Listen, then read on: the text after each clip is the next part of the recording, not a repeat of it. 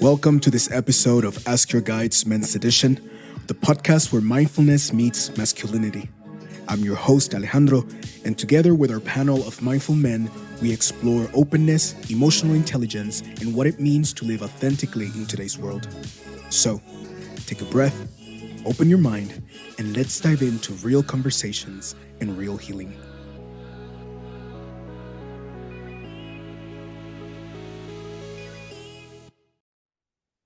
Hello, welcome.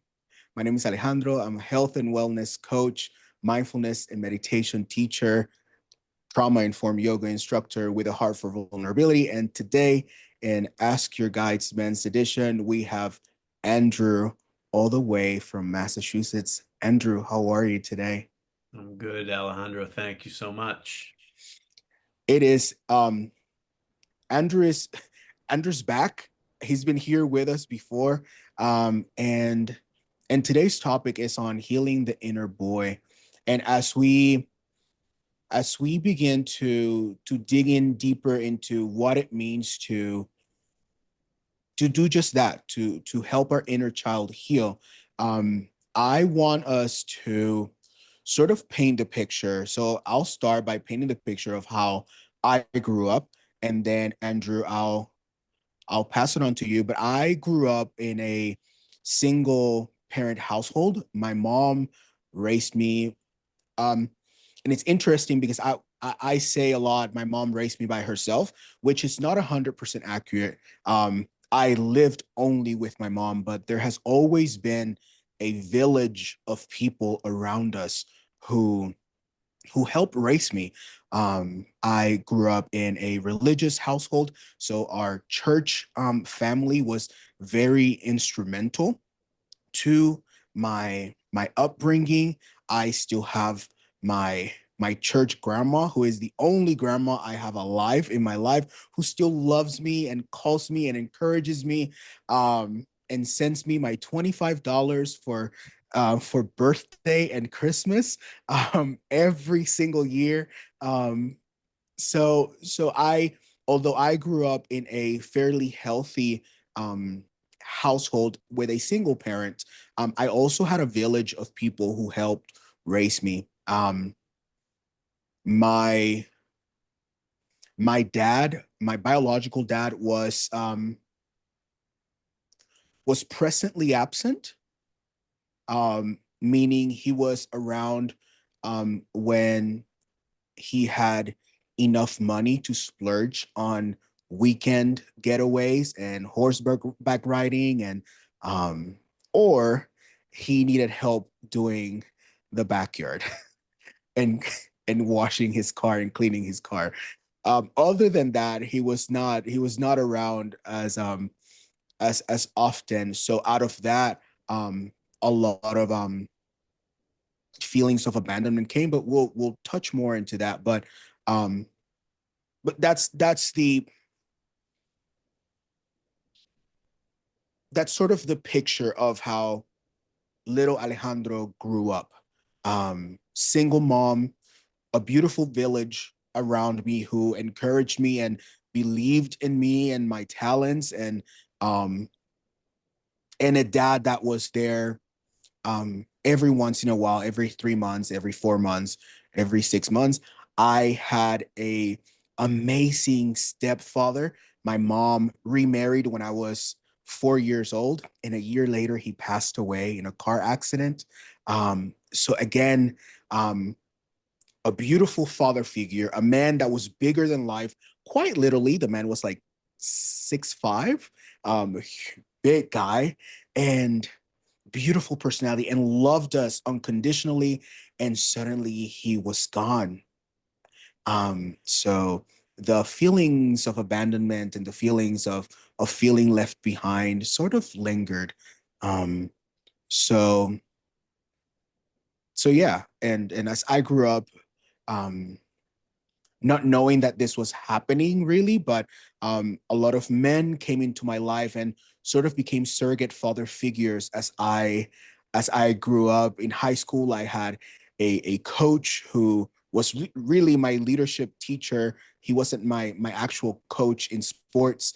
Um, but for a semester, he truly guided me towards graduation and and whatnot. But yeah, that's how I grew up and in the environment that I grew up in. And of course, there's so much more that happened in between, before and after. But what about you, Andrew? What does the picture look like for you? Yeah, thank you for sharing that. I think I grew up in a very typical suburban household with a loving core family unit, mother, father, brother, sister. Um, yeah, I mean, my mother was a stay-at-home mom. My father was a high school principal or vice principal, and you know, active community member. And we all played sports and just uh, like quintessential typical upbringing. Nothing out of the ordinary. How hindsight is always 2020. How does your upbringing and this the root of who you are as a person, how does that later on in life, as you begin to establish your own family, how does that play a role in your own journey? Yeah, that's fascinating. So, I got married, I guess, around 30 something, and I have an 18-year-old daughter. But I remember saying that I will never parent the way my parents parented. And that was like at the forefront of my parenting of I understand, and I hadn't even begun a healing journey yet, but I understood that there were things that never meshed, that never sat right, that never felt right. Um, and so, you know, I can't remember um, ever being hugged or told that I was loved. Mm, Even though I grew up in a loving household, there was no physical contact. There was no open conversations. And especially I'm the youngest, right? Um, I'm the youngest of three, but my father's the youngest of 17. My mother's the youngest of six. Like, different generations. So when I was starting my family, it was hugs, kisses nonstop. Doesn't matter. Public, doesn't matter. And then, um, once you begin your healing journey, and we're healing that newest trauma, right? That the most recent, and we start backtracking. And you got to start looking at those things. And that's when my heart's going off right now. And that's when you got to really look in that mirror. You got to really kind of want to do the work around that. And fortunately, I was in a place that I had no choice but to step in and do some work. Right? I had a choice, right? We all have a choice. I chose me, right? I chose to live. right. And then you get into the things you have to heal. And so working backwards on that, um, you know, in understanding how my parents parented, and saying I'm not going to parent the way they parented, well, I'm just putting a whole new set of traumas on my kid, right? It's life. It's life, and it's the cycle of life. So I'm sure we're going to delve into more about the other stuff, but I think that answers the question. It's interesting how how sometimes in our attempts to do better, our motivation, it's still rooted in pain and hurt. Mhm. Mm-hmm. And we're sort of we end up causing similar harm to what we're trying to avoid. Um, and Mm, the thing is, I want to make it clear that that is okay. That none of us, that we're not perfect, that we're still human, and that we're all doing the best we can with what we have. I know for me, speaking of styles of parenting, I promised myself. So I am not a father. In the I'm not a father in the biological sense. I think I in the work that we do, we a lot of times, especially with working with youth and working with me also now that I work with men who are and have been incarcerated, we find ourselves sort of kind of maybe very much parenting and reparenting people into healing. But that's a whole we'll get to that hopefully as we progress in the conversation. But I also promised myself that I was not going to parent the way my father did, which mm, was not being present. And I remember at 17, 18, reading a book, The Five Love Languages by Gary Chapman, and having this beautiful aha moment mm, that my dad loved me the only way he knew how to. I, at the age of 17, 18, after hating my dad for so long, for the abandonment, for only being there when he had money, for only being there when he had the best of the best to give. I had perceived that as my dad wanting to buy my love, when in reality, the only way he knew to love me was through giving things, because my dad has his own backstory. yeah. He was never taught to love. My Mm, dad, I know now as an adult, my dad was the product of a sexual assault, hated by his own mother. And he becomes a father, and there was no way he knew how to give that hug because he never received that hug. There was no way he knew how to say, I love you, because he never heard, I love you. So the only way he still today knows how to show affection is by giving stuff. So when he doesn't have stuff to give, he's not around. He has no way to love. Um, so I promised myself I will never, ever do what my dad did. And I became the exact opposite of who he was, to the extreme. So I became very overbearing, very overprotective, and very insecure in my attachment styles, because especially with men, and this is in all relationships, you know, romantic relationships, with friends, even in school. I was a very anxious, anxious attachment style to men. Women were a safe space because I always had my mom, I always had my grandmother, I always had beautiful women who upheld me and were a secure space. Men, I did, they're gonna leave. So so it was a very interesting journey through life as um as I grew up, and then later on in life when I find myself with two choices. Now I had two choices. I always share that I had, when I lost it all and I found myself at the end of myself, I had the choice of ending it all or beginning again. mm, And that beginning again was the healing journey. I, because of the people who helped me and raised me, I knew that there was purpose within me. I might have not known what that looked like, but I knew, as deep calls on to deep, I knew there was more. So ending it was not really, although it was an option, it was not really a choice. I just had to heal, and I had to face all the darkness that I had ignored for so long.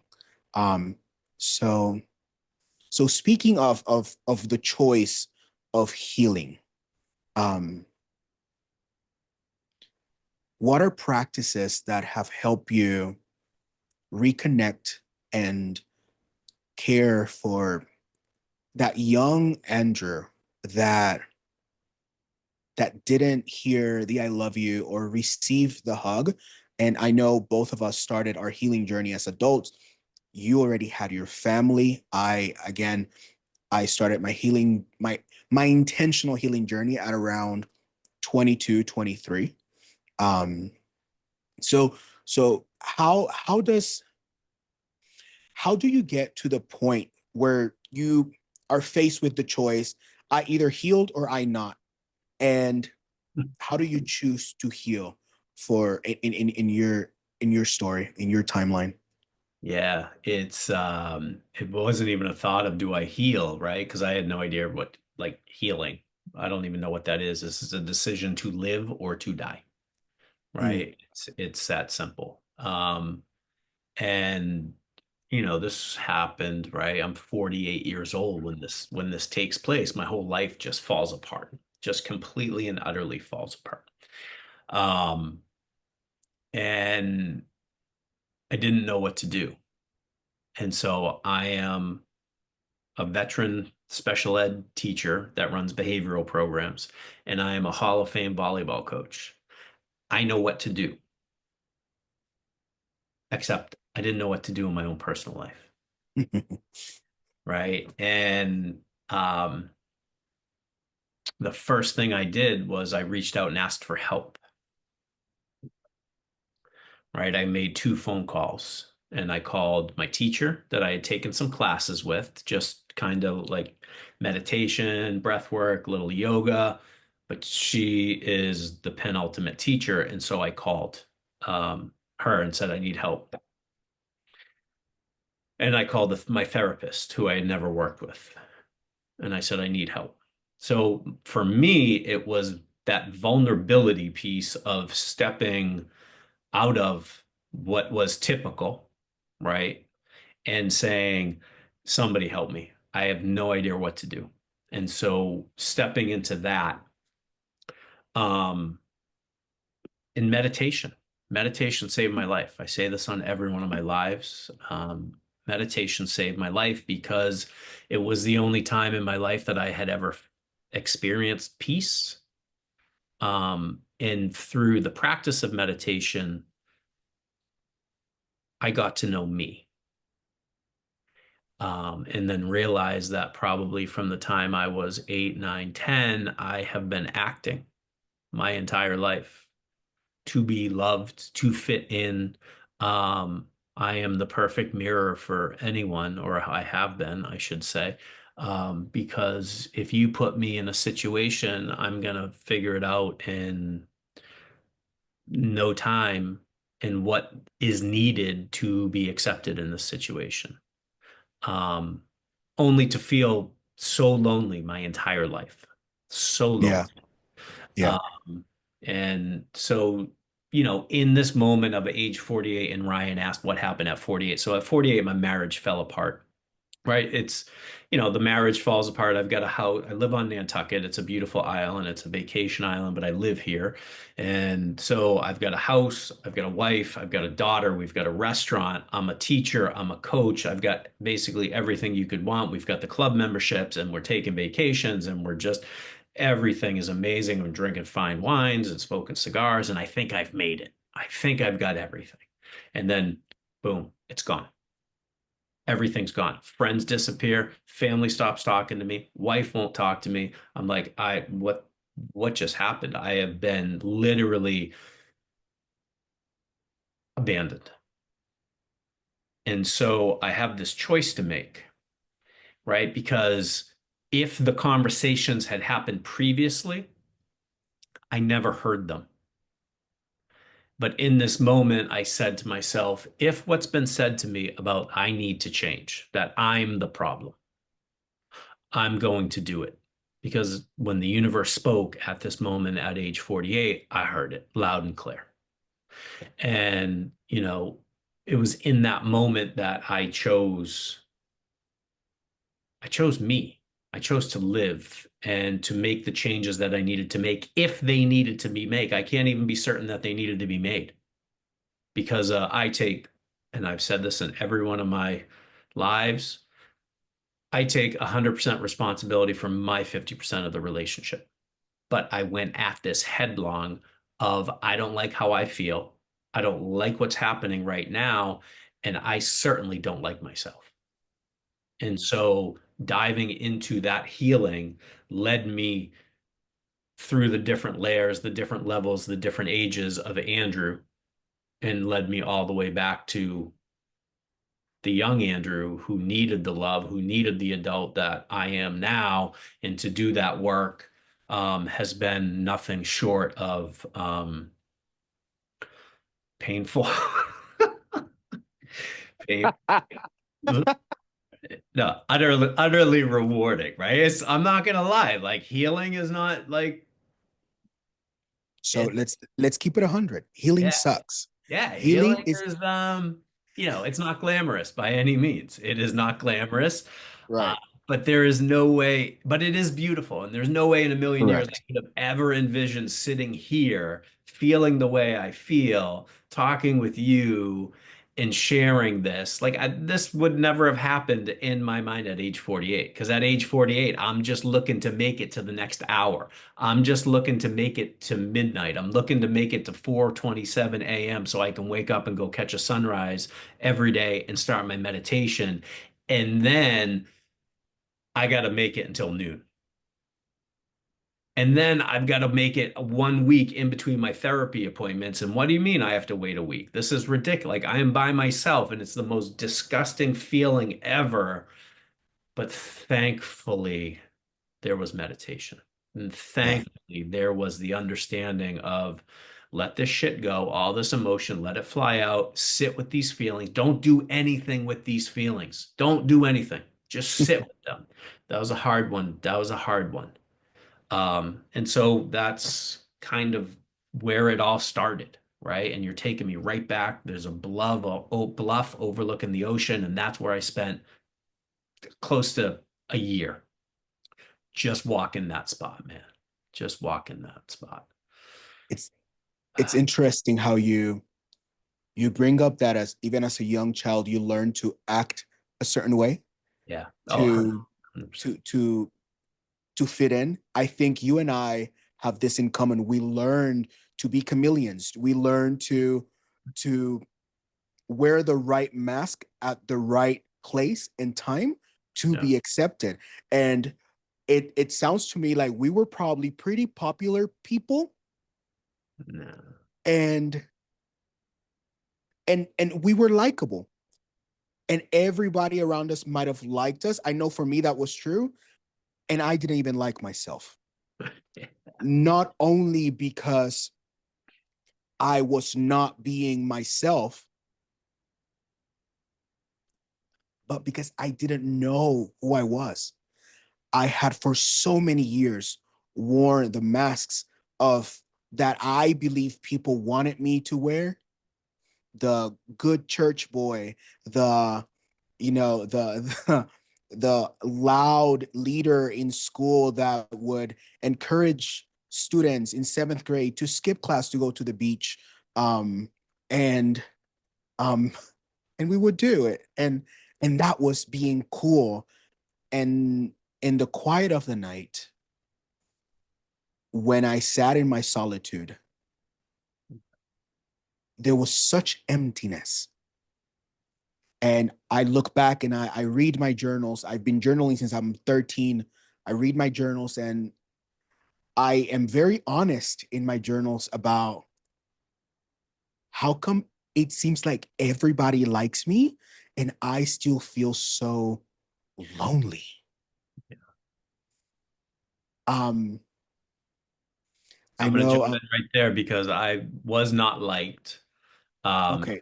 I projected who I wanted to be, and it was like I just was so uncomfortable with myself that I put that wall up, and if you, I was gonna cut you before you cut me, right? Like I grew up in the 80s, and this is just how it was, right? Like brutal. brutal. And there was no, just no sense of self whatsoever. No sense of self. Hmm. Ryan asked, Andrew, do you think you can share what those early meditations were like? Where did your mind wander during those times? Yeah, that's a great question. Thank you, Ryan. Those early meditations were me fighting the thoughts, and the thoughts are just simply like the negative story that I told myself, right? That nocebo effect I willed into action. All right, I've talked about this before. And it was just learning how to block or stop the thought in the moment, right? So observing it, observing the thought, and then just simply literally yelling out loud, no, I don't need you right now. Get out, over and over and over again. And then it was, okay, I'm focusing, obviously, just silent meditation. I'm focusing on the breath cycle. That's it. And then through practice of doing that constantly, of observing those negative thoughts, the negative story coming in, then I started to be able to feel them coming before they came, and I could just shake my head and they'd go away. Mhm. But that my mind wandered to, I'm not worthy. I don't deserve love.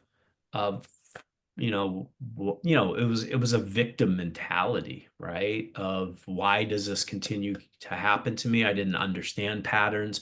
I didn't understand my conditioning. I didn't understand codependency. Um, yeah. So those early meditations, my first meditation was the most beautiful thing I've ever had in my life, right? It was after a yoga class where we had a prolonged savasana, and it just went into the cosmos, and it was the most amazing thing. And so I was smoking a lot of pot at the time, and I said to my teacher, I said, if I smoke pot, I'm gonna get there. I'm gonna get there every time. I'm gonna be like high, and just it's gonna be beautiful. And she said, oh, 100%. And then she goes, but if you stop smoking pot and you meditate every single day, you'll get to that same space and then go higher on your own. And I never picked up marijuana again. I I discovered meditation through yoga. I've shared this story several times. My friend Kevin, who is a yoga instructor, invited me to a very very early 4:30 in the morning yoga class, and I was really already in my healing journey, going through some working through some past abuse and very raw. I was in a very raw state. Almost again with the choice of continuing to heal or saying, you know what, it was easier when this was all under the rug. I don't know. And after some sun salutations in Savasana, I, for the first time in my 23 years of life, I felt at home in my own body. And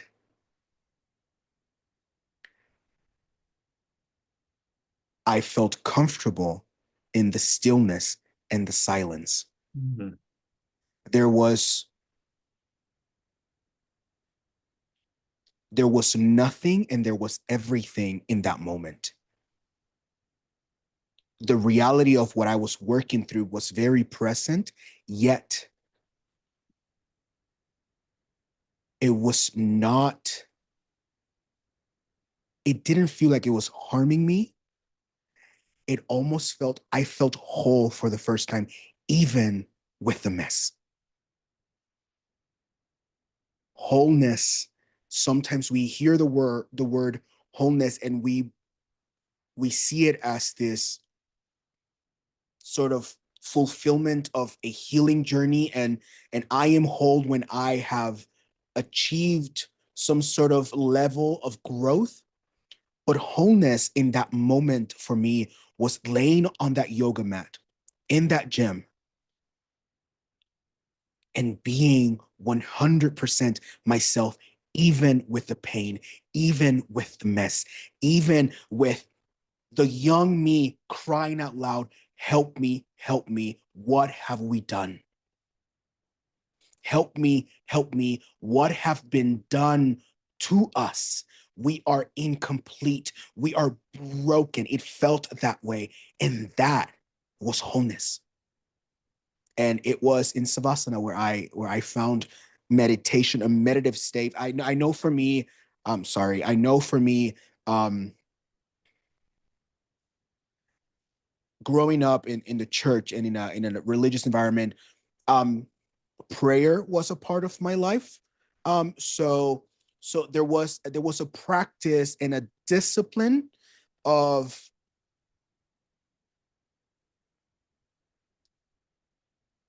meeting with myself and a higher power in a very superficial way. So when I discover meditation, um, in the beginning for me, it was a conversation, right? It was said I'm gonna pray. I guess that's what it's supposed to be. And slowly but surely, I began to explore just shutting up and listening to myself, listening to the thoughts. I know, for some of us, meditation is, we want to quiet the mind, and I felt especially in the beginning, that it was where the mind was the most active, and I had to learn to be okay with that and to observe, not to focus on any specific thought, but to observe. It was through meditation that a lot of things were uncovered for me, a lot of things that I had purposefully, the mind had purposely sort of pushed to the background to protect me from pain. It was through meditation that I allowed myself to be with the feelings, with the memories, with the pain, and with the joys. A lot of things, I think, as someone who had a lot of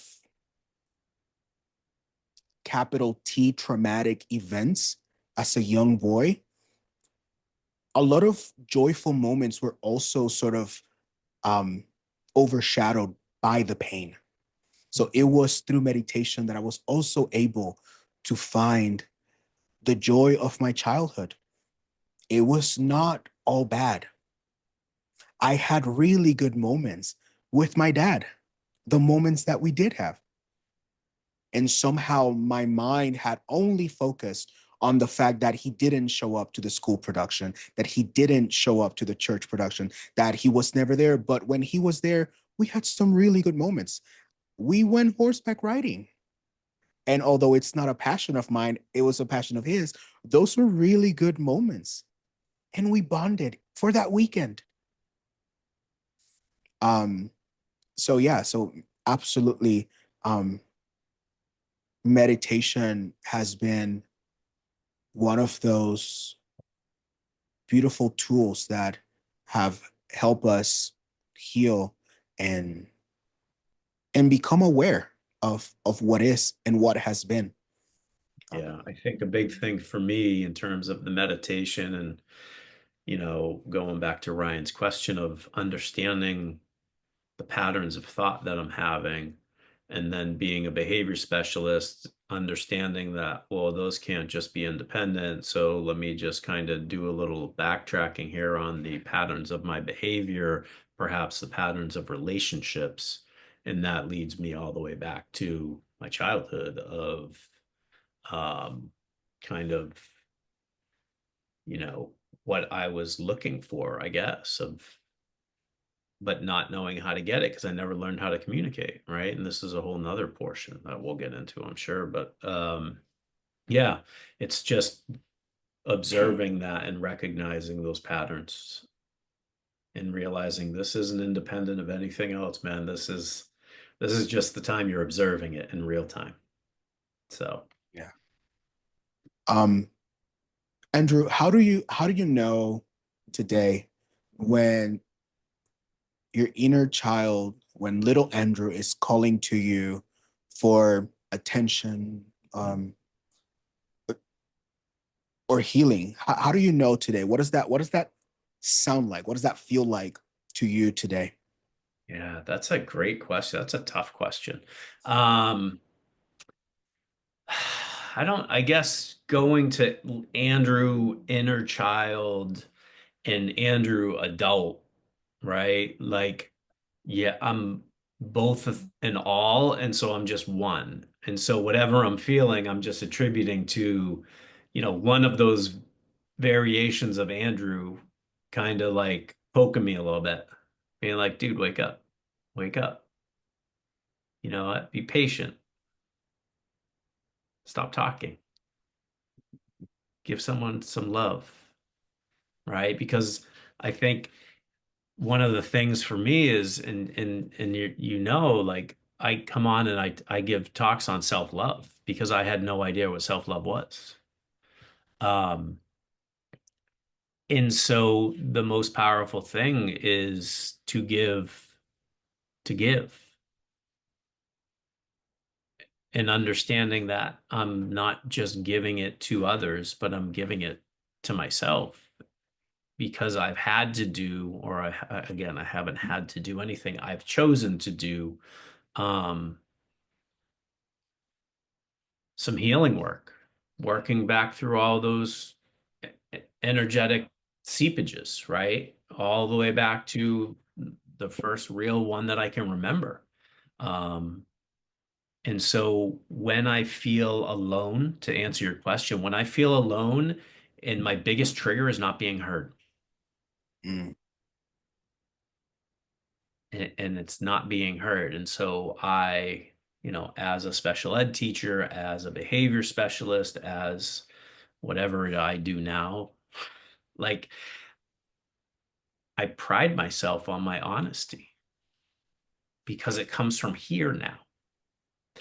And when that's not being heard, I am triggered like a right. And that's me understanding that that's your little kid right there who was never heard, who was not even allowed to talk, who, if you talk, it was like you don't matter. Mm. So that's it right there. It's interesting, because my biggest trigger is also feeling not heard because I was so hurt as a child. Mm, So now when I don't feel hurt, it's like my brain doesn't know how to process. Like, what do you mean you're not listening? What do you mean you don't care? What do you mean you for me, young young Alejandro shows up when I am really stressed out and I suddenly have this urge to watch cartoons. mm, And I know that is my inner child saying, pause, I got you. And it's interesting to me because usually as adults, and today we're talking about healing the inner child. And usually as adults, now that we're sort of going inward and reparenting and being the adult our inner child always needed, um, we see it as I, as an adult, show up for my inner child. And for me, although that has been very true in my journey, lately, the past year or so, has been the opposite, has been my allowing my inner child to show up for me and mm, learning from the wisdom of who I was as an inner child, of going back to the play of things. I I have been and um a huge daydreamer. I, as part of my coping mechanisms with the capital T traumas and the really harsh events, I would create these fantasies. And for a while, I wanted to be a spy. And I had even like a subscription to Scholastic that of like spy gear that they would send me every month. And it was real. It was real. I would go on missions to my mom's like job and we would go to dinner with her friends. And in my head, there was like some sort of meeting with the bad guy. And allowing myself now as an adult to dream again, Mm, to allow my imagination to run wild without limits. That is something that I've learned from my inner child. Relearn, allowing myself to, when we talk about manifesting things, allowing it to truly be from the heart of who I am, not of what I want, but out of who I am, out of this abundance of love that it lives within me that I can tap into whenever I want to, at this abundance of purpose that has always been there. mm, So I I know that my inner child is calling for attention or even healing I when I perceive that I might have some childish moment. And that is beautiful. I think as adults, we're taught to grow up, especially for me. I wanted to grow up because being a kid was so painful. Being a kid was so,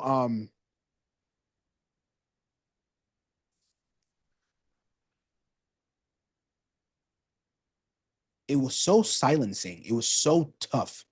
Um, that I wanted to grow up. And I grew up really, really fast. And at 22, when I was a grown man with all the success in the world, the the degrees and the money and the cars and the apartment and the house, at 22 I had it all and I lost it all because I had no foundation to mm, who I was. All I was acting. I was an amazing actor at pretending perfection. I was constantly pretending perfect, pretending that my biggest lie was I'm okay. Hey, Alex. Hey, Alejandro. How are you doing? Oh, I'm great. Biggest lie I ever told. When within, I was dying. Ryan asked, Alejandro, would you be comfortable to share what is a capital T trauma for you? So, for me in my journey, a capital T trauma or a big event that causes a traumatic aftermath was for me at the age of 5, after my stepdad passes away, a family member um, begins to sexually assault me constantly. mm, I This was someone who we had brought into our home to as part of their own healing journey, and they made choices, and I was a recipient to um, their own distortions um, and their choices. So I was sexually assaulted for 2 years, not at age 5, not understanding what was happening, understanding that there is emotional distress and physical distress, but with the distortion that this must be normal. Not only that, but in the same time frame, in the year before this, my aunt, my mom's older sister, my sister, and then my stepdad passes. They all three pass away um, for different reasons. Um, to health, all three related to health, but one, my stepdad being that he passed away in a car accident. So there I was, not understanding why people that loved me and I loved were no longer there at age 4 and 5. And I finally have this beautiful man who is bigger than life, my stepdad, who loved us, and I have, for the first time, I have a dad. I am just like my friends. We have mom and dad, and this is normal. And suddenly he is gone. As part of that journey, I become really angry as a 5-year old, and I reject the male figure. And what happened then, that I understand now, I was not only rejecting the external male figure, I began to hate myself too, because I am a boy, I am a man, and the only thing a man can do is cause pain. Mm,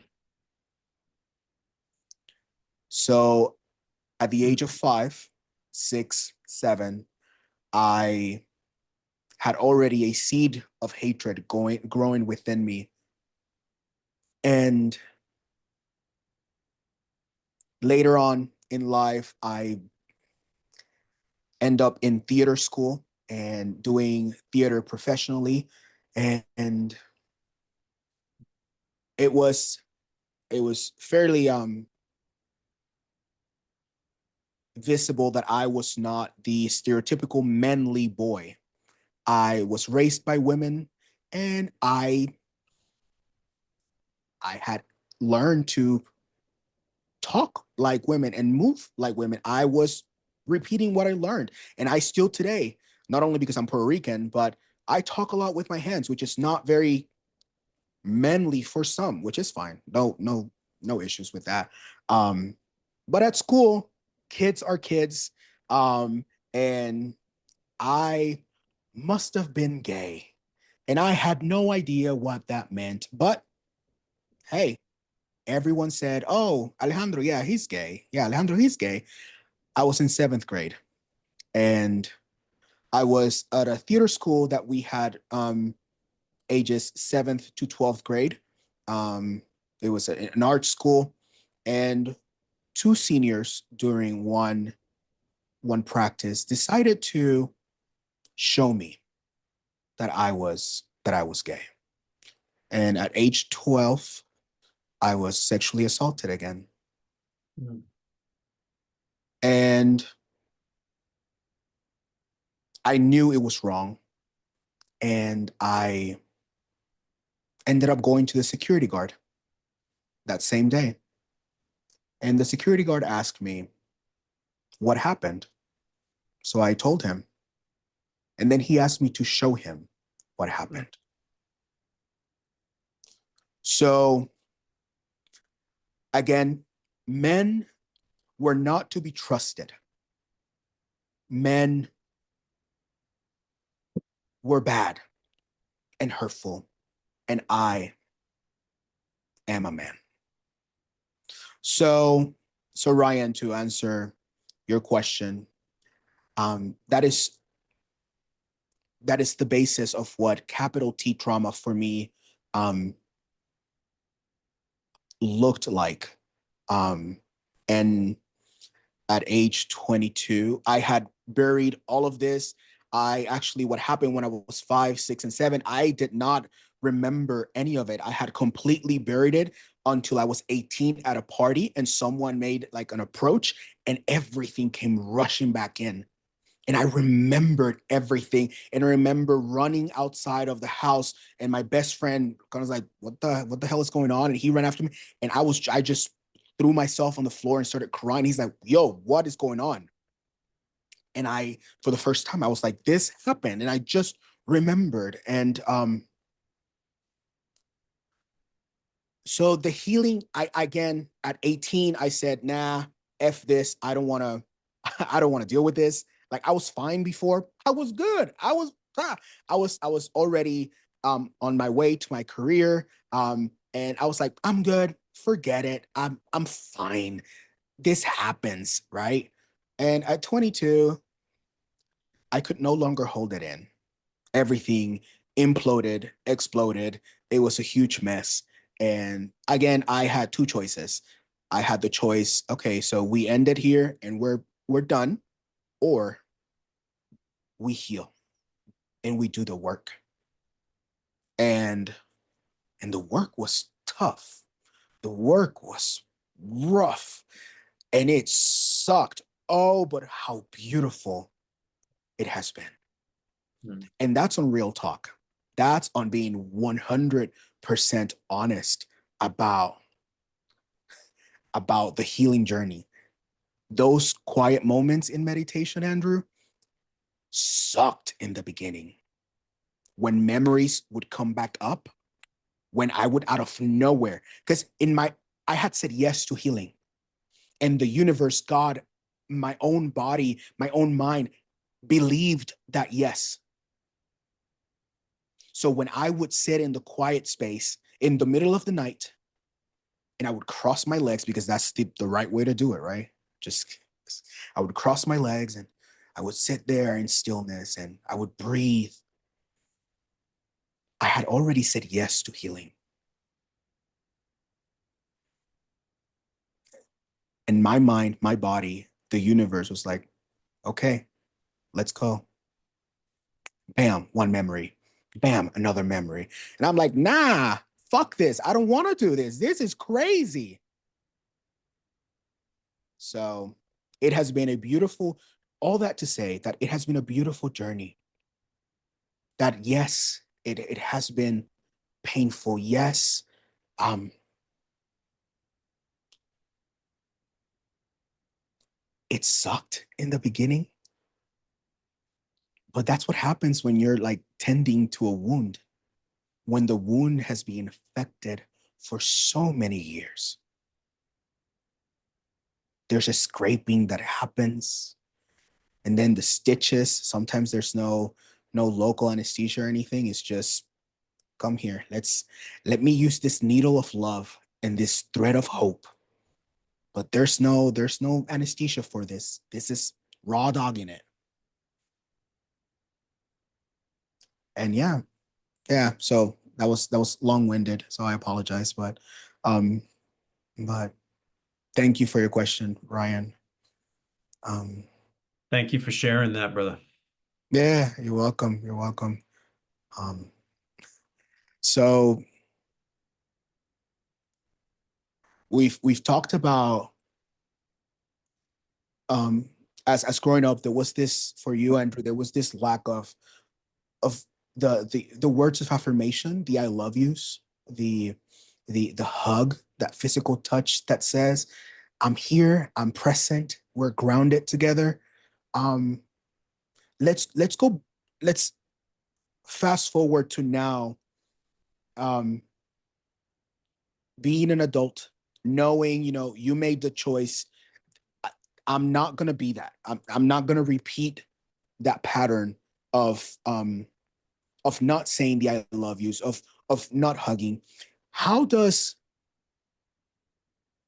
the decision to not continue the pattern, how does that shape who you are today, not only as Andrew the individual, not only as Andrew the partner, not only as Andrew the father, but also as Andrew the teacher, the coach, and now the meditation and breath work coach and healer that you are? How does that decision shape you now? Wow. I think you know, the phrase "we are the teacher we're looking for," right? Like I have been coaching volleyball since I was 20 years old, right? So, and I've been teaching in the classroom since 99.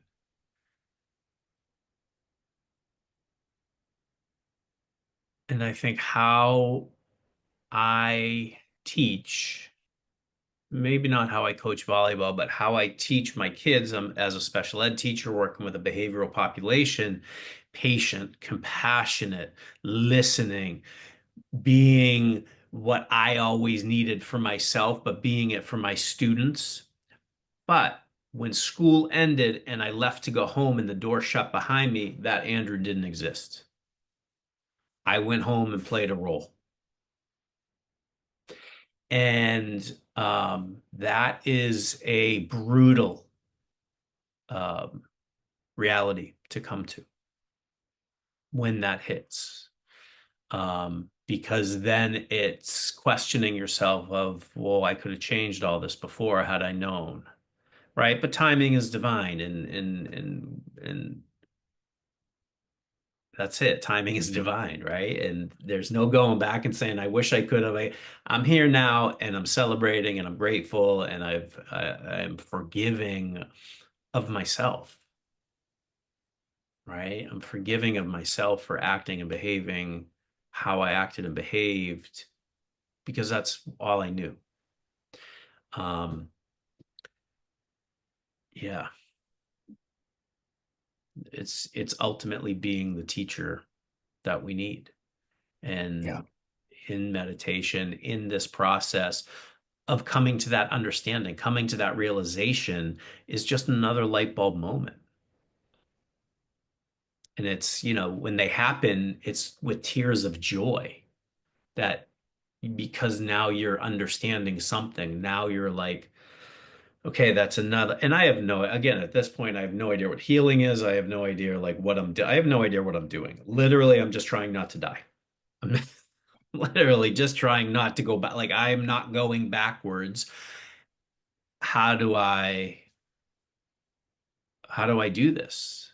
And so I'm going to do it in the place I find peace, and that's in meditation, and that's in repeating affirmations, and that's in waking up early, bringing discipline to my life, getting rid of alcohol, getting rid of drugs, changing my diet, right? And then ultimately changing the mindset from, this permanent victim and playing the permanent victim to um,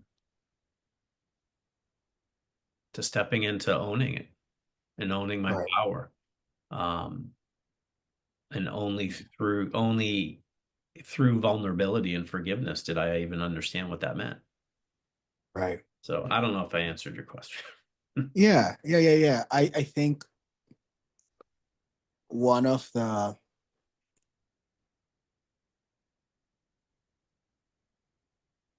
stepping stones for me to healing and to growing and to healing my inner child was um to owning the fact that I made choices even as a child, and the choices I made were based on doing the best I could at the moment. Mhm. I know one of my biggest um, fights with myself was the fact that I didn't say anything for so many years, and I was so angry at myself. But I was just trying to survive, and that is okay. And look how far we've come. I mean, hindsight is 2020. And can things could have been done different? Who knows? Who cares? Here we are today. And then realizing that with because of my own unhealed wounds, I grew up to um not be the nicest person. Mm. I was a straight up a-hole, arrogant as arrogant could be, because I was smart, because I had the job, because I, for whatever reason, whatever excuse I had given myself to be an a-hole, I was really, really damaging towards romantic partners. And owning those things and having the opportunity to say the I'm sorry, not to use my past as an excuse, because nothing excuses bad behavior, but to understand that the choices I've made, the choices I made were based on unhealed wounds. And yet I was still doing the best I could, the same way others did the best they could with what they had, even if that was not the healthiest. And learning to forgive myself, others, and that I learned from my inner child. I remember when I received the call that the family member who had sexually assaulted me for so many years had died. And I wanted to celebrate and I wanted to have this moment of woohoo, and all I felt was sadness. All I felt was this feeling of, look how far I've come. And there was nothing I could say or do to show this person that their actions had no longer had a hold on me. So forgiveness for me was one of the has been one of the most beautiful things I have added to my daily practice. I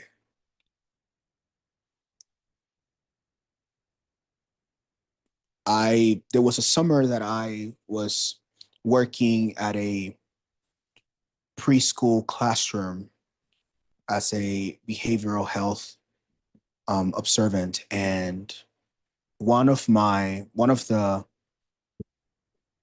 toddlers, young children in the classroom, had a really tough upbringing.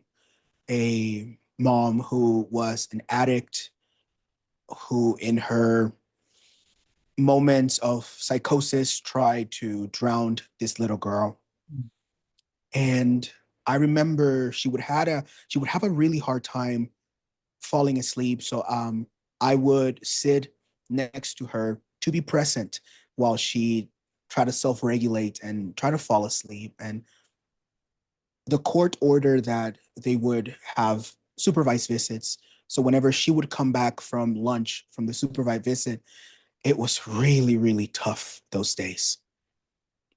And one time she was learning to self-regulate, and she was having a big reaction to having had lunch with mom. And she looked at me and she said, Mr. Alex, I go by Alex everywhere else. And she goes, Mr. Alex? I said, yes, what's up? My mom has done really bad things. I said, yes, that's true. And she said, but I still love her.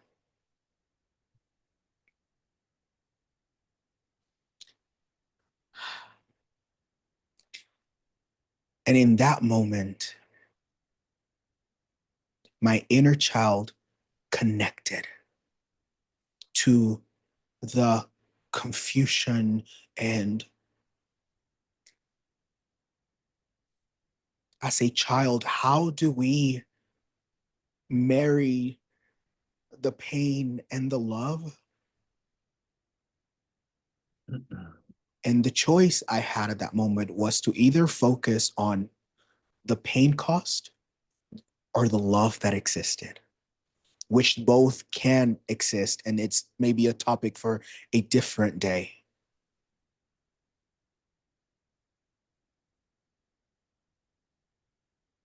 But one of the things I've learned from young Alex, it's the ability to unconditionally love.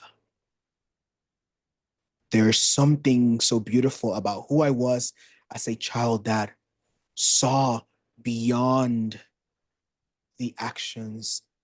Um, I've we've shared this. I've had my mom here before, and we've shared that because my mom had her own baggage, and she is a human, an individual. There were times that she would spank me a little too much out of her own reactions to her own past, right?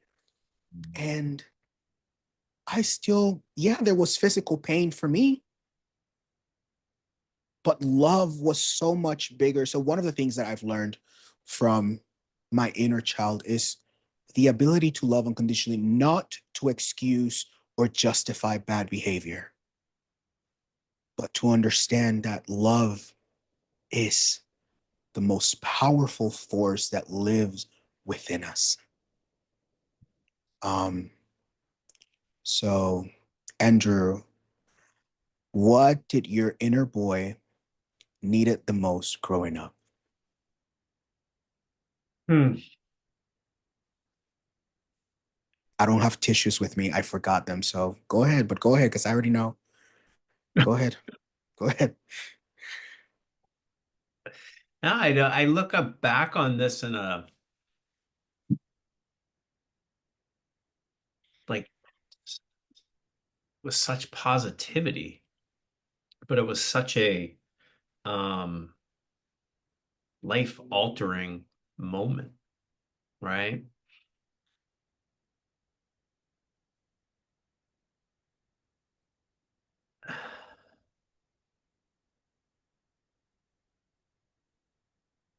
You know, I've done some work around this in terms of like soul retrieval, whatever you want to call it, right? Whatever. And I was in a meditation, and the person I was working with was like, all right, go back to that moment. Now, this is just like I'm in an office space. This isn't sexualized at all. This is literally like my parent throwing me under the bus in terms of telling people that I'm lying. And it was just shocking at that moment. Like my world turned into this vacuum at that moment. But in doing the work around that, it's funny because going back and seeing my guide standing there, strong, proud, silent, just standing there, just being there and holding that space, that's it. And um, I have this one guide who shows up often, and it's always when I'm doing this work. They never say anything. They're just standing there looking at me the same way you're looking right now, just in pure acknowledgement. I see you. That's it. That's it. So to be seen,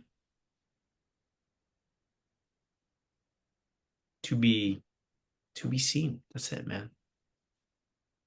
It's that simple. I'm not, and as I'm saying all this, like it's just right, it's just flying through my head in real time.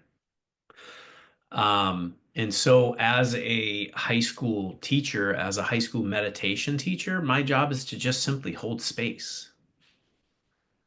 That's it. And when I'm lucky enough, when the moment arises, which at this time of the school year is often, I get to pull back and just hold space for this group of kids who are now understanding what a safe circle is, what it means to be vulnerable and share. And I just stand there or I sit and I'm watching, giving that acknowledgement or asking the guiding question. That's it. That's what I needed. I needed to be listened to, and I never was. Let me rephrase that. I felt like I never was. Mm, But good. That's I good. yeah. And that's a big difference because I've had this conversation with my parents, and that in their mind never happened. The situation never happened. And except it's clear as day to me, right? It's clear as day to me where I, in that moment, took responsibility for a parent's actions. And so from that point forward, I took responsibility for everyone's actions Mm, as I was in no fear of any consequences. Because what can be worse than losing trust and faith in your trusted adult? So in that moment, I feel like there was part of me that became so reckless that nothing could ever happen to me in terms of responsibility and taking it for other people. What are you going to do? Yell at me? You're going to punish me? You're going to, like, you're a principal. Like, what's going to happen to me? Nothing's going to happen to me. Police, not nothing. And it was just reinforced for the remainder of my adolescence into my teenage years. It was just reinforced over and over and over again. And until it wasn't, until it wasn't. And the universe spoke loudly and clearly, and I'm grateful for that. But to be able to go back to that moment and see what Andrew needed at that time, that's it. That's it. Simple. I needed to be listened to, and I needed to be seen and valued. And that's what our young people need, is to be listened to. They need to be asked, what do you need? What do you want? And we need to listen and not tell them what they need and what they want, but to listen and then work our hardest to implement and not discourage or disparage. Um, so yeah, that. Yeah, I I'll answer the same for me. I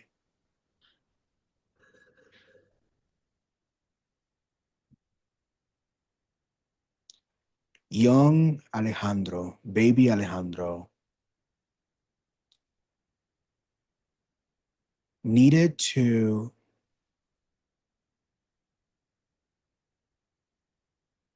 know that he was enough just as he was, even with the pain and the hurt and the anger.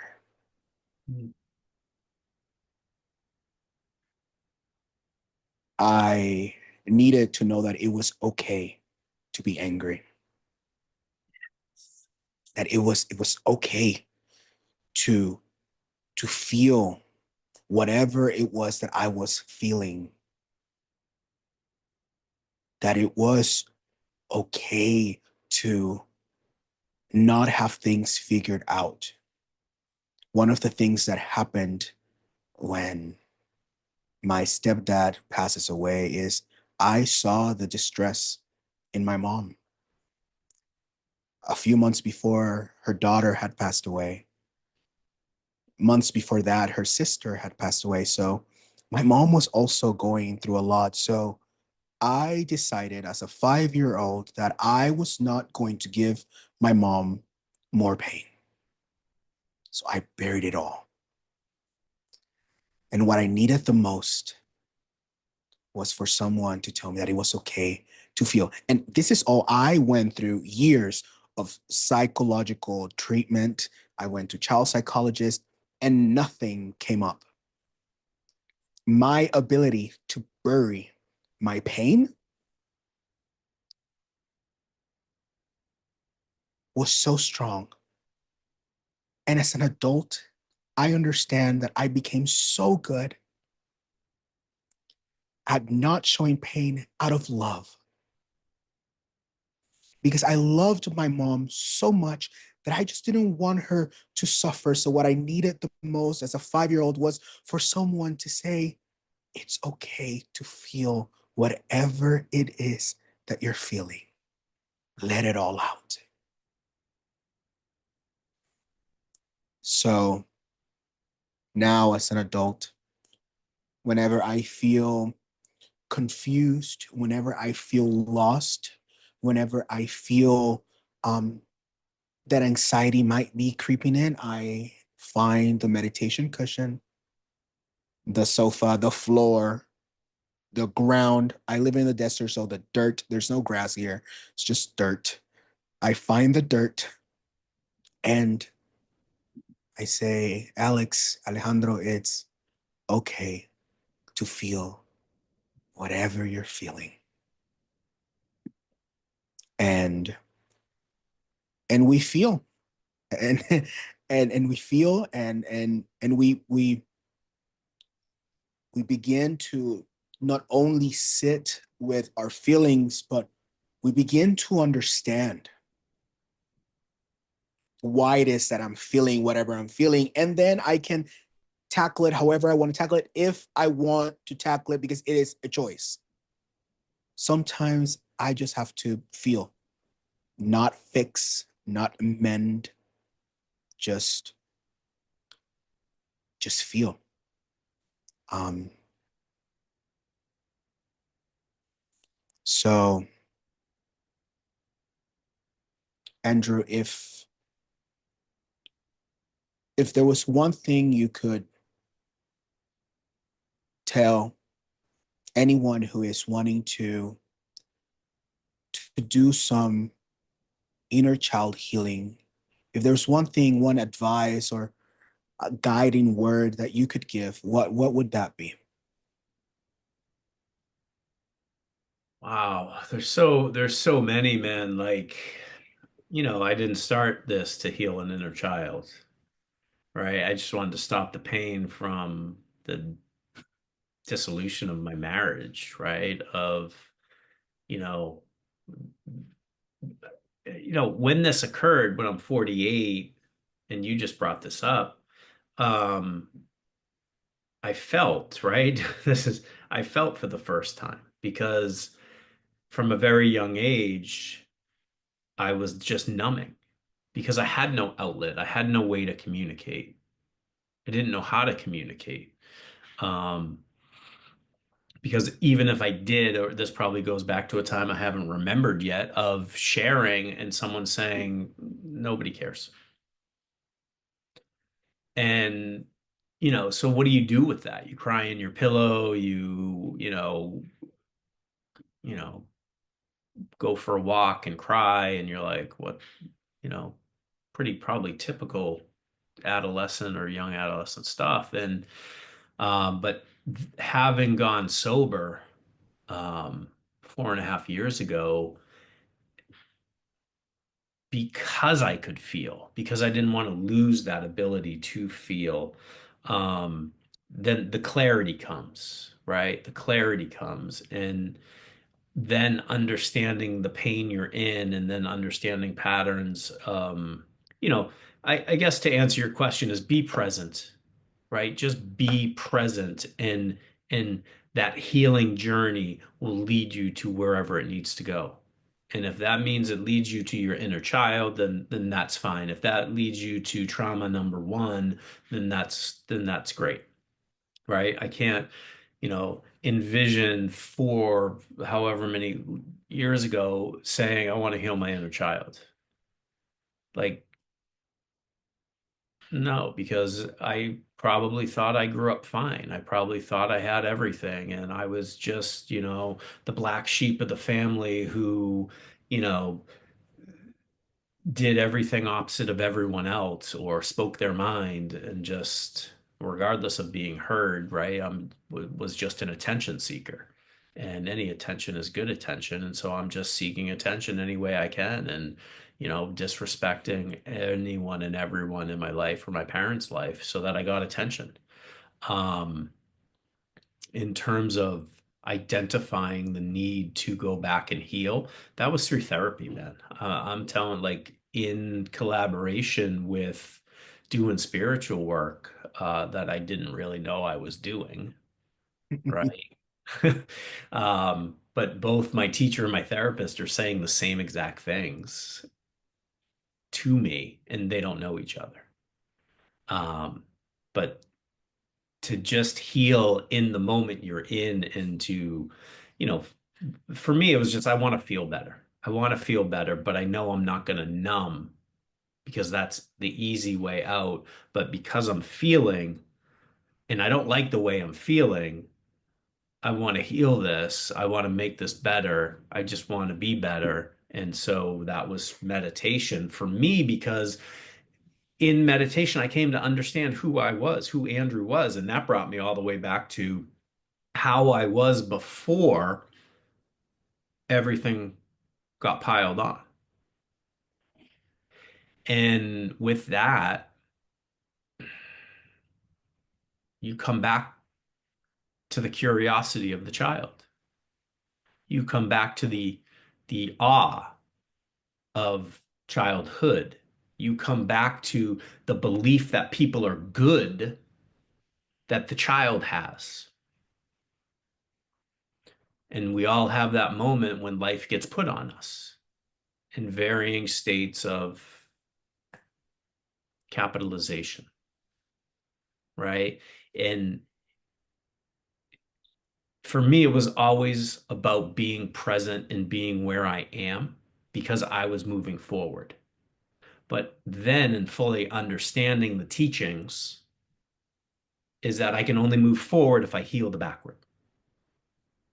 And in that understanding, there was this, I don't even know, man, this excitement, this desire to delve in as deep as I could into the fucking darkness, into the depths of my soul and say, bring it on. I want it because I've looked in the mirror, I've owned my shit, I've done my work. I know there's more work to do, but I'm not running from this. This is the toughest thing I've ever had to do, which is to own my shit and to move forward from that. And so if that means I'm going after my darkness, then I started going after my darkness and, doing that soul work and that shadow work and, just being a sponge for any and all lessons and then putting them into practice. And while I'm a teacher, I was the worst student ever, man. I was the worst student ever in high school, in college, and then I did my master's, and then all of a sudden it's like things changed, right? Things changed. And um And again, divine timing, man. Just be where you are and be present and trust your process. And one of the things that I learned was trust my gut. My gut told me all those years ago that shit ain't right, and I suppressed it. And now I trust my gut. And now I trust my heart. And I know that when my mind starts getting involved and I start thinking through a solution, I need to stop and breathe and meditate and go back to my heart and then let the heart lead. Absolutely. Yeah, I mean, you took my word of advice, which is be present. Yeah. Be present, just be present. Um and know that once you say yes to healing, the universe, God, your guides, your mind, your heart, your spirit, your soul, they all believe that yes. So continue to be present in the journey. Will the journey get tough? Absolutely. Yes. There's this song that says, "What's up, danger?" Like, what up? So when you mention this hunger to go deeper into the depths of the darkness, whatever that might be, that came to mind. Like, what's up? Like, what's up, danger? Because at the end of the day, whatever is in that darkness, we've already lived with it. It's nothing new to who we are. Whatever the wound has always been there. The pain has always been there. Looking at it only makes it present. But it is while looking at it that we can heal because we've been ignoring it, but the pain continues to be there. The the ignoring the pain does not make it go away. No. We might use whatever we want to use to numb it, but the pain is still there. Um, so Andrew, if it's okay with you, as we bring this conversation to a close, I would like us to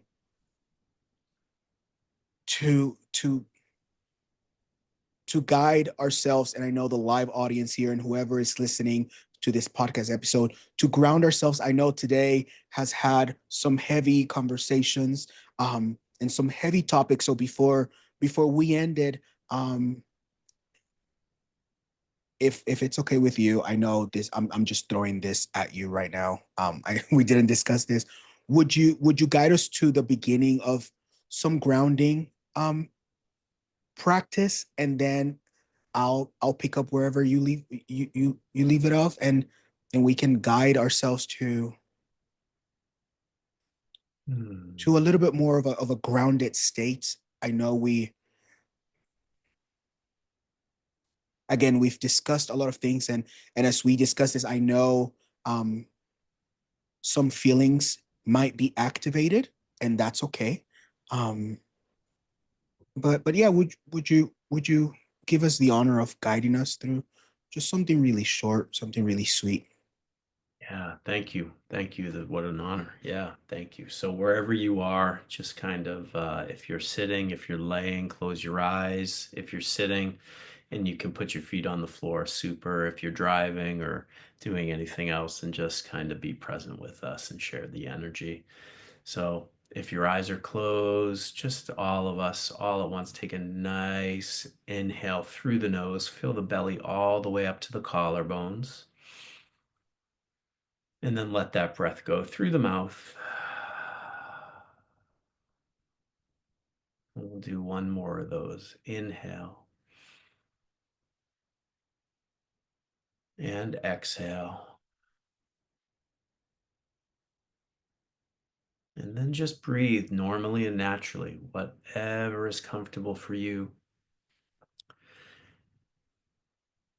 And just bring the power of observation to the breath as you're inhaling through the nose and exhaling through the mouth or the nose. And just follow the breath. And bring the power of your observation to where the breath resonates with you. Maybe it's the cool inhale on the nostrils, the belly filling up, or the chest rising.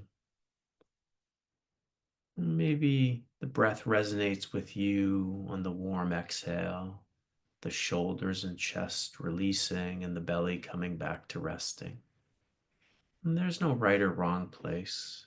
Just simply see and observe where the breath resonates with you.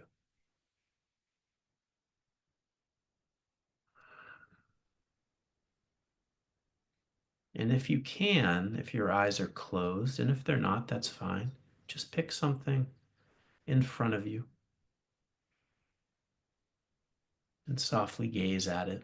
But if your eyes are closed, bring your attention to the middle of your forehead, directly above your eyebrows. As you continue to breathe normally and naturally.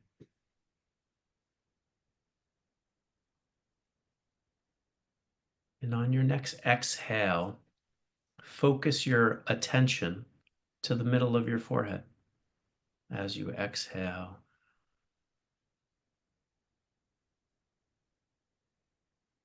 And inhale again.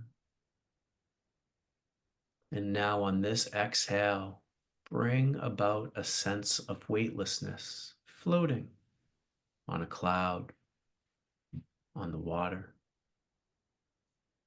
Just allow that sense of weightlessness to continue as you inhale and exhale.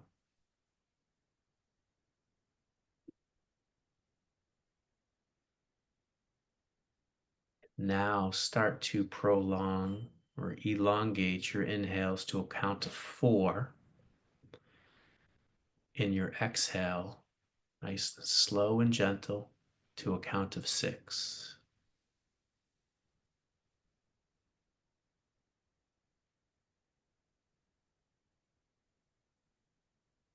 And come right back to the inhale.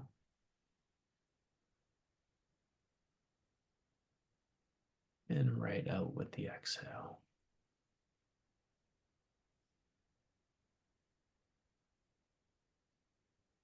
Just continue that for a couple more rounds of breath. And remember on the exhale to bring about that sense of weightlessness as you focus on the middle of your forehead.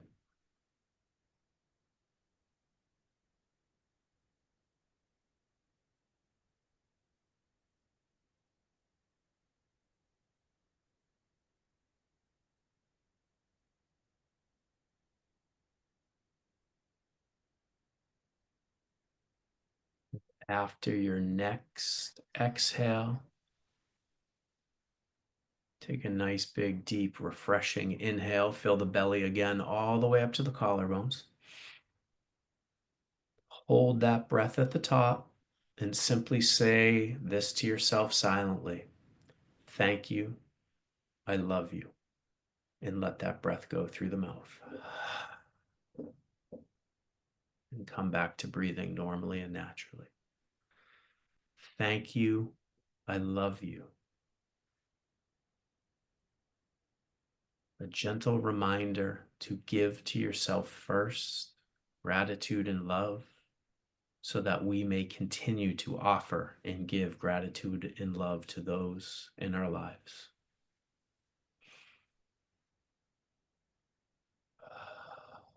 Whenever you're ready, you can gently flutter your eyes open. Thank you. I love you. Mm. Ah, thank you. Thank you so much, Andrew. Thank you for being here. Thank you for holding space. Thank you for the work you do. And thank you for saying yes to the healing journey, not only for yourself, but for those of us who get to witness and experience it with you. I know you were the first meditation coach and teacher that I ever saw cry in a live session. And when I started my live sessions, you gave me permission to be just as I was, um, and to be as vulnerable as I needed to be for the space and for the time. So again, thank you so much for being here. Thank you for showing up authentically, and it's truly an honor to have you as part of my own healing journey.